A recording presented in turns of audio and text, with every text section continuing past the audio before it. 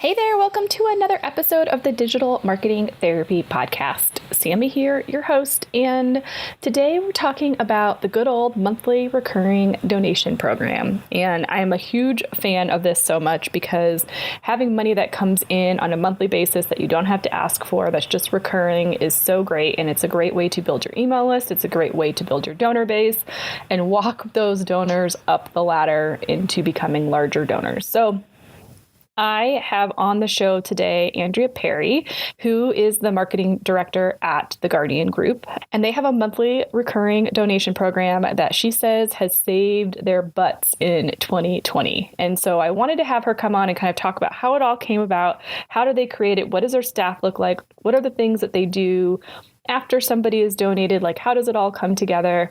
So she can share her firsthand experience with how they've used this in their fundraising efforts and how it's kind of evolved over time and how they're now kind of growing it into their 2021 strategy.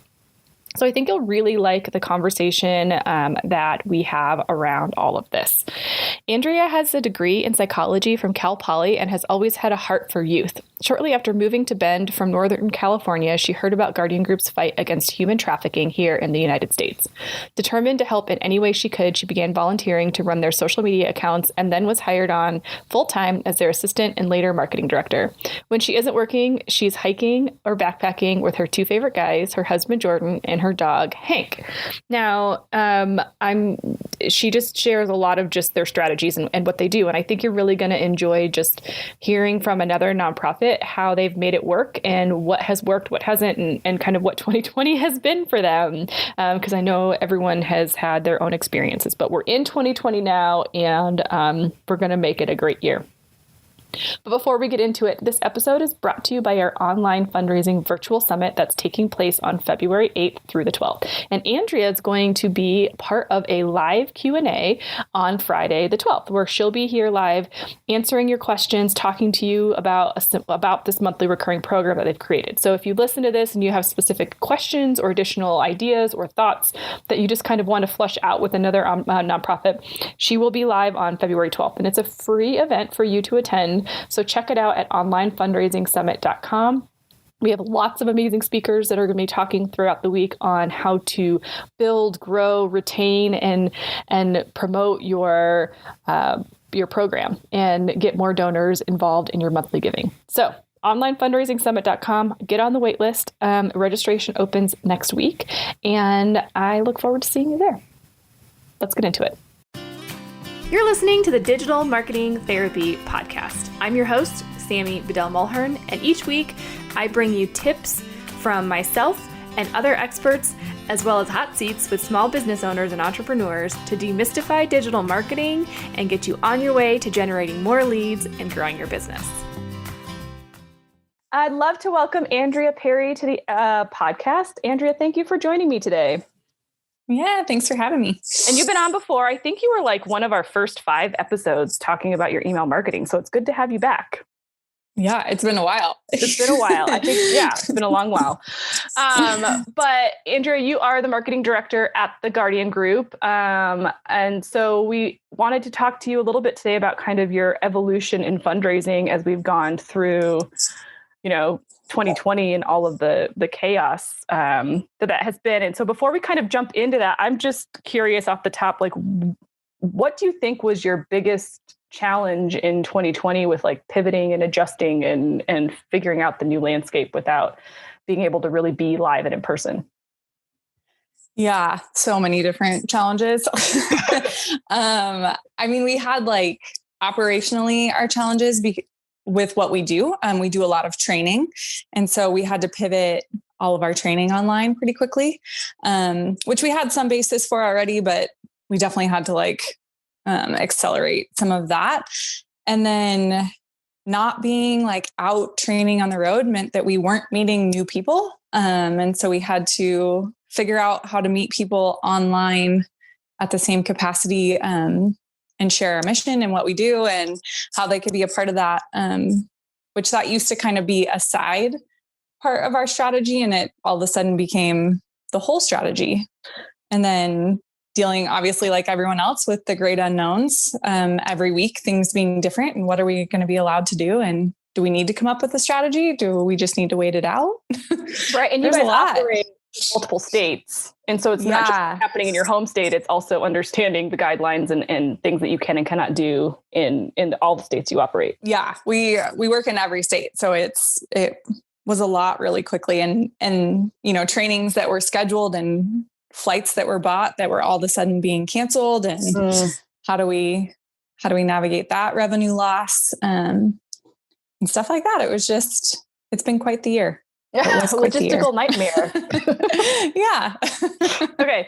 So we're going to kind of walk through a journey of kind of what your fundraising has looked like historically over the last few years, and kind of what 2021 kind of looks like for you, because obviously we've worked with you guys for, a little over a year? Has it been more than a year?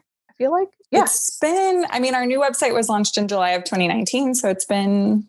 Oh, you're so much better with dates than I am. So it's been a while. That's just because things like everything pivots around that date. I can only pull data for so far. Oh, got it. That's great. I love it. Yeah. And so we've been working with the Guardian Group for quite some time. And why don't you just kind of share, let's go all the way back to 2018. And I would love for you just to kind of share, like, you know, what were your revenue models? Because obviously you're doing trainings, which you get revenue from, you're getting donations, corporate sponsored, whatever that looks like. Why don't you share a little bit about, like, in 2018, what that kind of model looked like, and what was working well for you and what maybe wasn't? Yeah. So 2018, we started in 2010, but we really tested what we do for a long time before we went out and started asking for money. So by 2018, our fundraising strategy was still pretty new. And at that point, we had about 15 monthly donors that gave at pretty small levels. But we were mostly funded by 2 big donors, which we as an organization had identified the risk in that, as like, okay, if something goes south with one of these, what's our plan? And then we also get revenue from our training. So we had a little bit of that coming in as well. And then in 2019, in March, we got to learn what happens when 2 big donors stop donating. As they both dropped out? Yes, totally not related to our mission or anything. It was personal on both accounts. But they both dropped out within about a month of each other. Wow. And all of a sudden, our main revenue was gone. And it was, with nonprofit, you're always forecasting that this money is going to come in, and all of a sudden it didn't. Right. And so we had to pivot very quickly in March of 2019. And that's when we started focusing on generating monthly donor revenue, and really dove hard into pushing that as an effort. And that really over 2019 grew and grew and grew, and really played a huge role in our 2020. Like when COVID hit and things became the great unknown, we had this reliable income that really sustained parts of what we do very well. And your retention was pretty good, right? It was great. We had a few monthly donors. So to give you an idea, we went from 15 to 135. And then through 2020, we had 2 monthly donors that had to pause for a couple months, but came back. And then we had maybe 3 or 4 that dropped out. Mm-hmm. But you also had some increase. Yeah, that was one of our asks initially, was like, hey, if you are in a line of work that's still working, would you consider increasing your monthly donation? And we had quite a few that were like, yeah, we can give you this much extra one time, or we can increase by $10 or $50 or whatever. So it really became this community that kind of pulled us through 2020. Yeah. Which was great to have. We were glad that we learned so much in 2019 before the chaos of 2020. Well, and let's talk about your staff size, because I think this is important, because a lot of people think that managing a program like this, or reaching out in this manner, is something that takes a lot of staff. It takes a lot of tech. It takes a whole, whatever. But you guys run pretty lean. We have 5 people. Yeah. on staff, right? But they're not all on the staff. Yeah, they're not like all on the and we are a marketing department of one. Right. So, so we have our CEO, which he works much more in the like high net worth donor arena. Mm-hmm. And then my main role is the monthly donor program, as well as like training and all of our outward facing presence. And then we do have a business development director, and she does a lot of the like cultivation and stuff like that. Mm-hmm. Yeah, we're a pretty small team, so it doesn't take a lot. So do you think that that was something that made it easier for you in 2019 when those two large donors, stepped away? Having a smaller team, do you think that made you more nimble and more easily made it easier? Hello, get that sentence out. Made it easier for you guys to say, okay, what are we going to do, and just take action? Yes and no. I think it was easier because it was like, it basically came down to figure out how to run this program. And so it really was like, all right, well, this is what I'm going to try. It wasn't a lot of like outside input of like, well, maybe we should do this. Maybe we should do that. So I think in that way it was easier, but at the same time, like I also had to figure out the pieces by my, on my own, which was a little bit challenging. Yeah. So, well, and once you start researching tech, it's like, you can go down this rabbit hole of like, you could spend months trying to figure out exactly what to use. And so you guys ultimately ended up using GiveWP. Mm-hmm. And you use that to capture your recurring donors, your one-time donors as well, right? Yeah. Yeah. So we did identify in 2019, like one of the things that we really needed was our website was awful. What didn't clearly portray who we were, what we did. And it also like the tech attached to it was terrible when it came to like getting donor info. So we did make those adjustments with your guys' help in 2019. Yeah. And that definitely like put us on the right track to have like dedicated landing pages for the program. And then GiveWP is just really helpful at gathering all that donor data. And then we use Bloomerang for a CRM to like just continue the cultivation of like, okay, so when was the last time we chatted with this donor, and has somebody called them recently? And we probably should do that. Yeah. Well, and I think the thing, and I mean, full disclosure, like our company is an affiliate of GiveWP. So it's something that we definitely recommend and use a lot. But what I really recommend, and I think you would agree with, is having that donation form that is native in your website, that just looks like it's a part of your website, just makes that user experience so much better. Totally. And they have every add-on you could possibly want. Like we implemented the fee recovery, which now credit card fees aren't even a budget line item for us. Whereas they used to be this huge thing that we had to pay. But it's shocking how many donors are like, yeah, I'll pay your extra $1.80 so that you guys don't have to pay the fee to run my card, which is a huge help in this space. And they make it so easy. I think you just like enable a button and then, and then it does it for you. It figures out the fee and everything. So, okay. So 2019 was a big learning curve for you. You guys figured out this monthly donor campaign. Did you say you ended 2019 with 10 donors? No. So 2019, we ended with about 80. Oh, okay. So that's a lot. We started with 15. Yeah. Okay. So what would you say were kind of like, sorry if you can hear my dog barking in the background, but what would you say contributed to like that? Because that's a lot for, like how, because you guys aren't a large organization. No. So what do you think contributed to that? Like what kind of campaigns did you run to encourage people to become part of that program? So we tried to make it, we call our monthly donors our guardians. And we do things that were like specific to them. So they're the only people that get a monthly update on as far as like what our offensive side is doing, as well as our training. They get access to everything first. And we stayed really true to that. So for example, we just launched a whole new line of gear, and right now only the guardians have access to it. Okay. Everyone else gets access on January 1, stuff like that. So we also started storytelling a little bit better. And with what we do, we can't tell specific stories. So I'm not going to tell you a victim's experience and re-exploit her as she's still trying to navigate healing and being out of trafficking and so on and so forth. So we started trying to figure out how to tell the story without telling the story, which is always like such a tricky space for us, which other organizations can do so much easier. And they always make me a little bit jealous, but we really started focusing on trying to do that better and figuring out like what exactly that looks like. So that really helped people being able to understand better what's going on. And then it just became the thing that we talked about all the time. So when anyone said, I want to be involved, I want to help, what can I do? And we're like, become a guardian. We need monthly donors.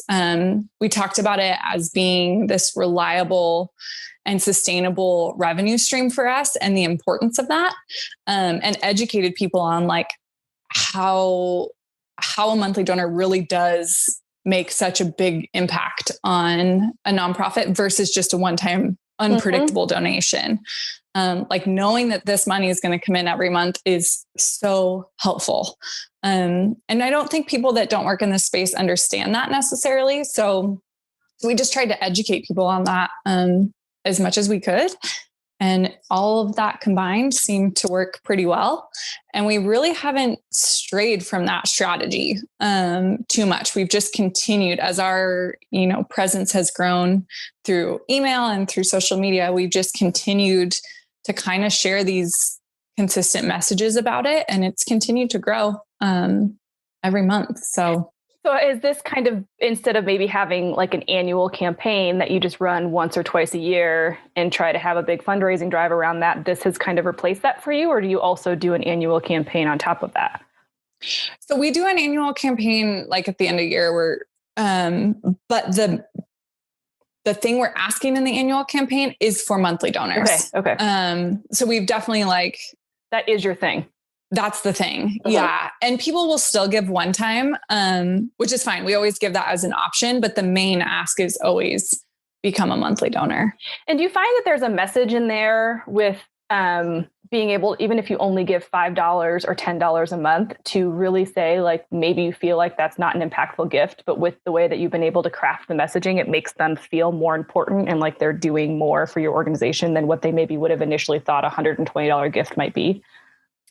I mean, I would hope so. That's definitely like what we've strived for, is just like encouraging people that, hey, even if it feels small, you're still making an impact. And that's something that like when we communicate with our guardians once a month, we're always sure to say like, your support has done this. Yeah. Like this is what your $5 has done. And we've always put it as like, they're just as much as part of the team because I couldn't do my job without them. Our offensive team wouldn't be doing this job without them. Like they're so vital that we always try and communicate that to them as so well. Good.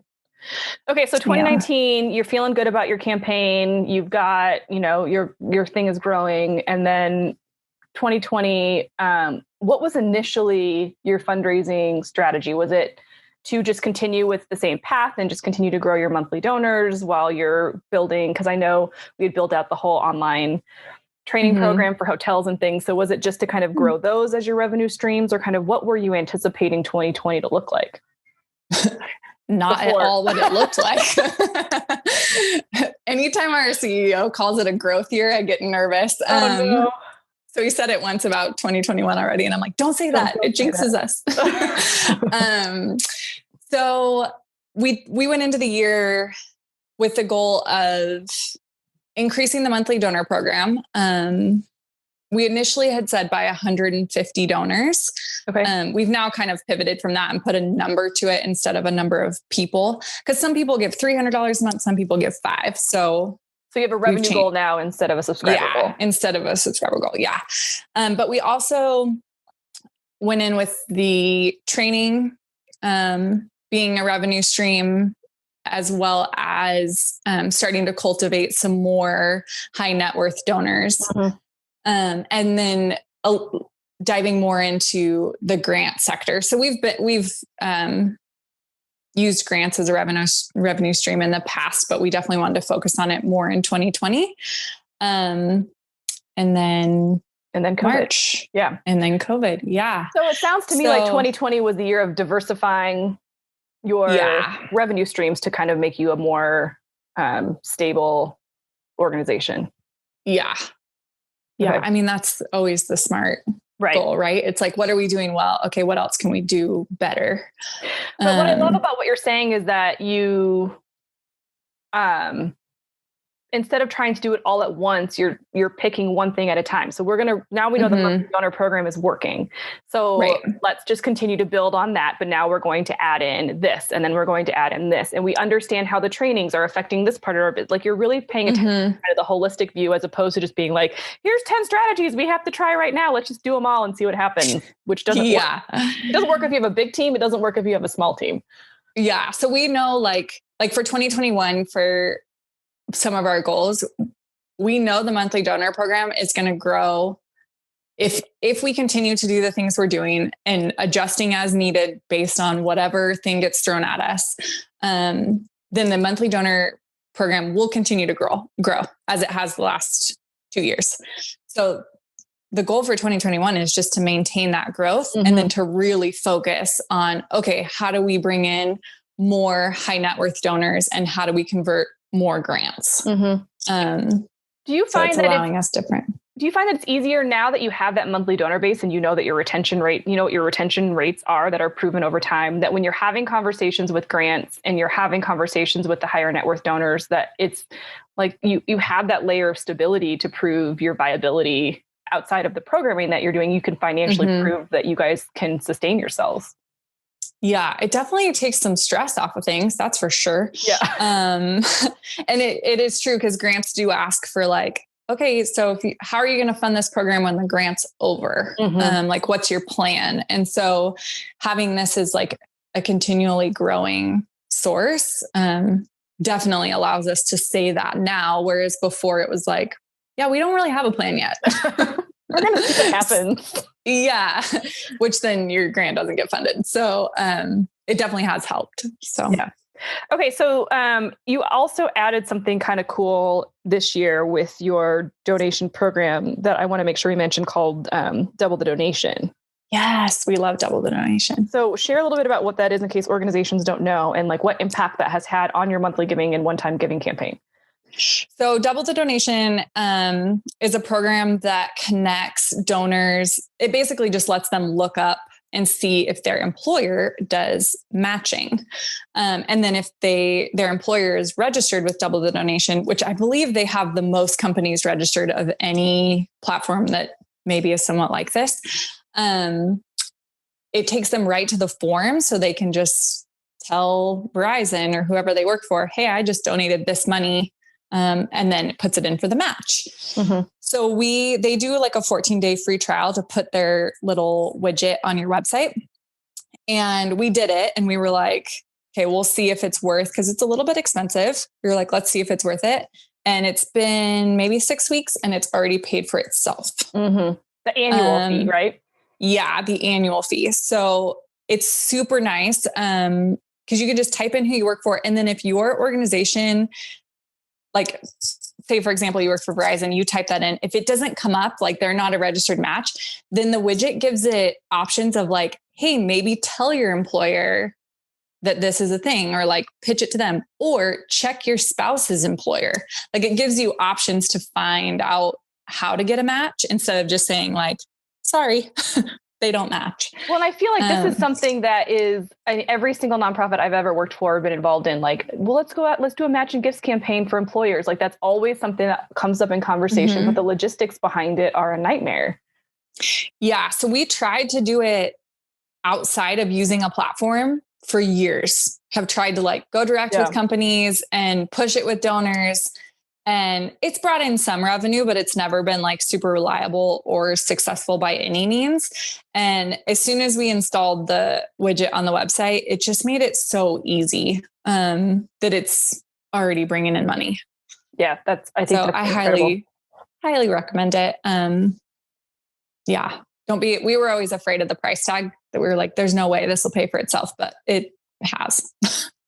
So, does that connect then too with your monthly donors? So if an employer has a monthly or yeah, I mean, whatever, they all have different, right? Like we match up to a certain amount, blah, blah, blah. Yeah. So if I go in and put in a recurring donation and my employer is a match, will it automatically then do that every month, or does it still have to be a manual? So I think it depends on the organization or the company that's doing the match. I don't know, because we have some that come in every month. They just send us a check and it's based on a certain employee's monthly gift. But then there's other ones that I'm not sure if they have to submit the paperwork every time or not. So it probably just depends on whatever. Yeah. It's super easy. Well, and it integrates right with your donation form. So it's not like they have to go somewhere else to complete that process. Yeah. And you can put the widget like anywhere. So we wrote a blog post about like how cool employees are that match donations, and put the widget right on there. And then we were just running Google ads towards that. So it's just like, how do you increase your impact? You know, there's so many different ways that you can use it. And, you know, I'm glad you brought up Google ads, because I know you work with nonprofit Megaphone, and we did a podcast episode with them. I think it will be 2 or 3 weeks ago. We can link that up in the show notes. So if you're curious about how as a nonprofit you can take advantage of Google ads for free, check that one out. But yeah, that's a really creative way to do that. Yeah. It was just another way to like, one, spend all that free Google ad money, and two, increase your impact. So. Well, and who doesn't? I mean, I feel like, we're just coming out of the holiday season, you know, COVID, like people are wanting to give more in ways that we just want to do more. And a lot of times we feel like we can't make a big enough impact with organizations that we give to. And so something like double the donation, something like a low monthly recurring donation, something like, you know, the credit card recovery fee, all that makes a huge impact on the nonprofit and then maximizes your giving. Totally. And people, you know, tell us all the time, like, all I can do is, you know, $20. That's it. But then when they find out that their employer will also do $20, they feel so much better about it. Cause then they're like, oh, I'm actually giving 40. Right. So it does. I mean, every little bit makes a huge difference. So yeah, it's every little piece. Yeah. So I want to touch on, the follow-up after people have donated, because I think there's a big opportunity here that most organizations are missing out on. So you talked a little bit about, and I also think it's a thing that people are afraid of. Like if I do a monthly donor campaign, like then I have to have a whole employee that's just dedicated to communicating with them and whatever. And I think you guys do a really good job at this. And so you've already mentioned that they get the monthly newsletter update, things like that. But you know, when somebody gives their money right away, like what does that experience look like for them? Yeah. So when they donate right away, they instantly get an email that says thank you. That's like their tax ID, just so that they have that info. And then within 24 hours, if they gave a monthly donation, then they get a welcome to the Guardians email, that kind of just tells them like what to expect. So like, hey, now you're part of the team. That means that you're going to get an impact report, you know, at the end of every month. That means that if something big happens, you're going to be the first one to know. So be on the lookout. And then we don't send them any other emails besides that. Unless like we did send one in March that was like, hey team, the world's shutting down. We need help. COVID update. Yeah. So unless there's like major things going on, we don't send them any other emails. And then if they just donated, they also get a thank you note and a sticker. And then they get a phone call from somebody on our team. So is that a handwritten thank you note that they get? Yes. From somebody on the team? Okay. And then, sorry, what was the last thing you said? A sticker? And then a phone call. Okay. And how late after their donation does like that whole sequence happen? It will happen. So they'll get the welcome email within 24 hours. And then the thank you note on the next business day. Okay. So yeah. So, I mean, if you give on Saturday, then it'll get mailed out on Monday. Okay. And then same with the phone call, usually within 24 to 48 hours. And how many people on your team do you divvy this up between multiple people, or is that mostly you or? So I do the thank you notes. And then our director of development does the phone call.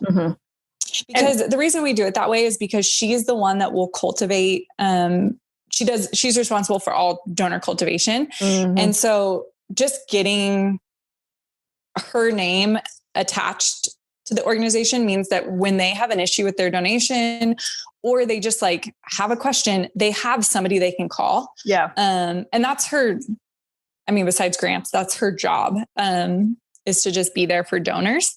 So we try and get her connected to them as quickly as possible. And what is that feedback like when she's calling donors? You know, I mean, people love it. Yeah, I was going to say, I don't think that happens that often. Yeah, I hate getting phone calls. I like text me any day. Like, don't call me. So I'm like, when we first started doing it, it like made me feel cringy that I was like, oh, we're like spam calling people. Totally just my own like bias in the world about that. But people love it. So it's, yeah. Well, and you're not calling they to ask really for money. loved it. Yeah. I mean, they really loved it in 2020 because people were home and they were lonely. And so her phone call times went from like a quick 5-minute thank you to an hour of like, let me tell you what my cat just did. Oh, wow. And they just like needed somebody to connect with. And she did a really good job this last year of just like calling and checking in on our monthly donors, without any motive behind it, just to say like, hey, this year's been crazy. How you doing? And that really got good feedback as well, that people just needed somebody to talk to. Oh, it's so good. Not to just plug a bunch of my own podcast episodes, but we did an episode with Ali Camilletti, all about empathy with donors. And so that's another one you'll want to check out that's tied to that. It's literally that same thing. Like, how do you reach out to donors on a regular basis without an ask, just to check in? Yeah. But all that does, if you're doing it authentically and genuinely, is solidify that, like, if I'm at the end of the year figuring out if I'm going to give $100 to the Guardian group or I'm going to give $100 to this other organization, I'm probably going to give it to the one that called and check in on me and just say, hi, like, cause you care. It's, you know, you're showing that you care about me, not just because of the money that I'm giving you. Right. You can't look at people as just, you know, a credit card or a checkbook. Right. And that's something that I think like we really learned in 2020 is, hey, our donors have taken care of us for a long time and we need to do the same for them. And because we had the sustainable revenue, we weren't scrambling. And so it gave us the opportunity to be like, how are you? How's homeschooling your kids? How's, you know, all the different things that all of a sudden we were all doing. Well, and I think that's incredible that you guys took that stance because yes, like all of us were going through stuff in our homes, but you know, and what you're dealing with trafficking, your whole work was also being adjusted in the way that you made impact. Your communication with teams and all of that was also pivoting and changing on top of that. So what would you guys say is kind of like, how is your culture in your organization that has kind of allowed you to kind of mold and work through all of that? So I think we are very good at staying in our own lanes. Like our team is very clear on whose role is whose. And so, for example, like our offensive team that supports law enforcement, that's all they do. And we try and keep them out of all of the development side. So they don't have to worry. They can just focus on this law enforcement officer in, you know, freaking Nevada needs help. And that's all I have to do today. I don't have to worry about whether or not we're raising money. And they honestly, like our offensive team has never been busier because one of the things that happened with COVID is law enforcement had to change how they policed. And so things got very different for them. And they all of a sudden needed our support way more than before. So we saw this huge increase in work on one side, while the other side of the house was trying to figure out how do we train online and how do we, you know, take care of our donors and all this other side. So we're very good at staying within our own role and doing what needs to be done in that space and then letting the rest of the team do what needs to be done in their space. And I think that's really helped us be really efficient and effective in what we do. Do you think that because the other thing that I'm hearing you say is team alignment just in the overall vision and goals of what you're trying to accomplish. So like that trust can be there because you're all ultimately working towards the same goal. Yeah. Yeah. And I mean, we're good also at like communicating what our roles are doing. So like the offensive team knows the marketing plan. Right. They know what's going to be put out, and then they share with me what they're doing. And obviously I can't share a lot of that, but they give me the pieces that I can share. So there's so much like clear communication between people that's really beneficial as well. We meet once a week, which COVID didn't slow any of that down. We just pivoted to Zoom. And then at the end of the week, everybody sends a recap for what they did and what they're working on. And that really, I think has helped streamline us. But I mean, you got to understand, I work with all military, so it's very organized and system done a certain way with a lot of acronyms. Yeah. Right. But I think there's something to be learned from that in general. I mean, rigidity has its place, and, obviously the work that you do is highly sensitive and emotional and incredible. But I think if you didn't have that kind of rigidity, you guys would probably get lost. I mean, in every story, like you have to have a process, right? Because everything is tragic. Totally. Right. And so, go ahead. And everything is trafficking. Like people think everything is trafficking, when reality, like other crimes still happen. Right. Like people still get kidnapped. So we have to stay like very clear to, this is our mission. And this is the only thing that we do, because this problem is so big that if we don't focus on just this, we're going to get dragged in 1,000 different directions.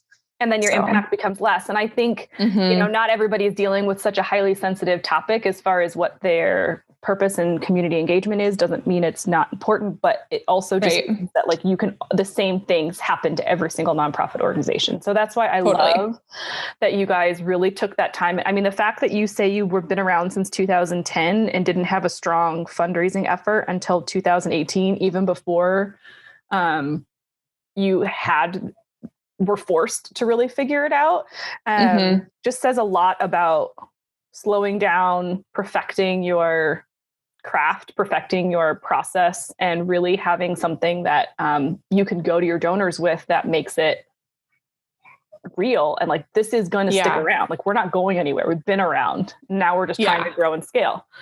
Right. Yeah. We definitely like tested. And this was long before I was part of the team, but I mean, they tested the theory, tested the strategies, and we continue to adapt as the crime adapts. But that learning curve isn't nearly as hard because the methods work. So it's just adapting them as the predators adapt. So. Well, I think you guys come also from an abundant mindset. I think a lot of organizations and their fundraising come from a scarcity mindset of that. Well, if we don't hurry up and try to capture everything we possibly can and get all the money, even if that donor wants us to use it for something that doesn't fit our goals for this year, but we have to take the money because they're offering it to us. Like, it's a way to just function differently and kind of create that space. Yeah. Yeah. I mean, it's definitely like a unique thing to figure out what works for your organization, but also like, I mean, it's a problem that's going to be solved, that needs to be solved. And our goal is to do whatever we need to do on the fundraising side to make sure that our offensive side continue to make impact on people. I love it. Okay. So we've talked about a lot here. We've talked about how you guys evolved in your fundraising. We've talked about your follow-up with your donors, your, focus on monthly giving campaigns. Is there anything else that you want to add in regards to that you think might be helpful, that either you guys lessons learned or, what you're really excited about for 2021? Yeah. Lessons learned. Don't give up on it. Yeah. I think honestly, like consistency is key.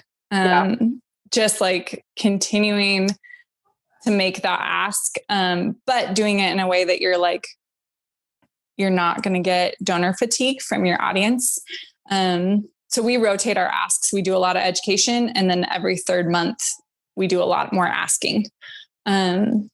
But we've consistently done that for 2 years now. So I think be consistent with whatever you're going to do. Just be consistent with it.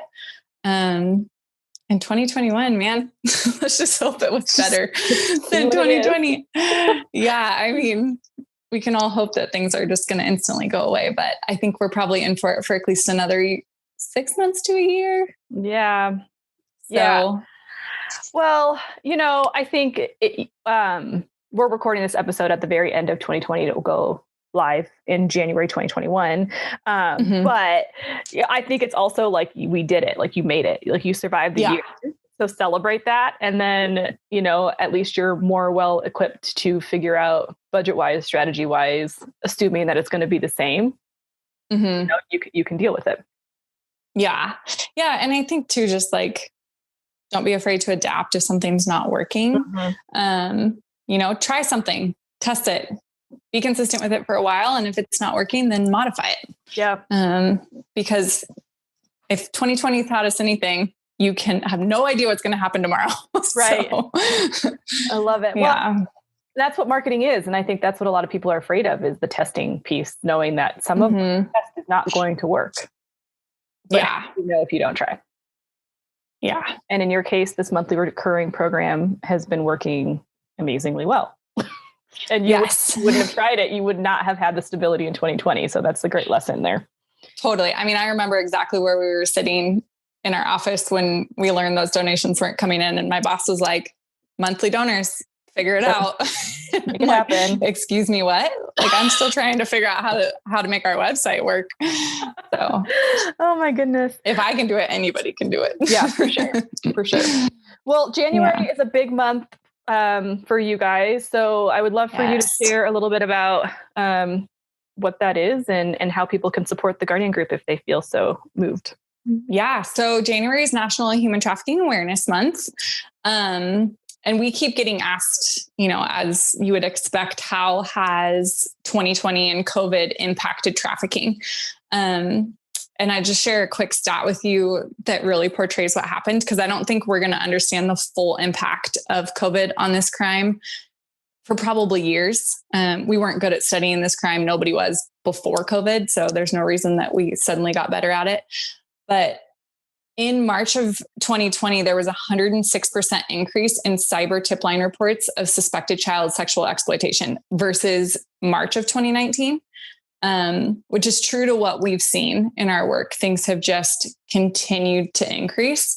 So if it's something that is in your heart that, kids should never be sold for sex ever, come check us out, get trained so you can protect your community, or become a guardian and help us put an end to that.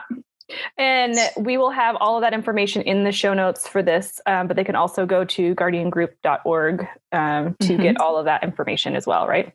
Correct. You guys are amazing, and what you do is amazing, and we are so thankful to be a part of your circle. Thank you so much for coming on this episode. And if the Guardian Group has inspired you to start your own monthly program, let Andrea know, because, she'd love to hear about it. I would. Okay, I definitely learned a lot from other organizations. So yeah, don't reinvent the wheel. Yeah. I love it. Well, thank you so much. Yeah. Thanks for having me. Okay, so much good stuff in this episode. Thank you so much for listening, and I hope that it inspired you to either revive a monthly program that you have or to start a new one, whatever it is. If they can do it, you can do it. So head on over to the show notes at thefirstclick.net/podcast. We'll link up all of the resources that we talked about in this episode, from the software and platforms and stuff that she mentioned. And just take a look and let us know if you decide to start a program. And make sure you head on over to the online fundraising summit.com to check out details for our free summit February 8th through the 12th, where we're going to dive deep into all sorts of topics around this particular program. And I look forward to seeing you there. But for now, make sure you subscribe wherever you listen so you don't miss out on a single episode. And we're just so thankful that you're joining us in 2020. Thanks, guys.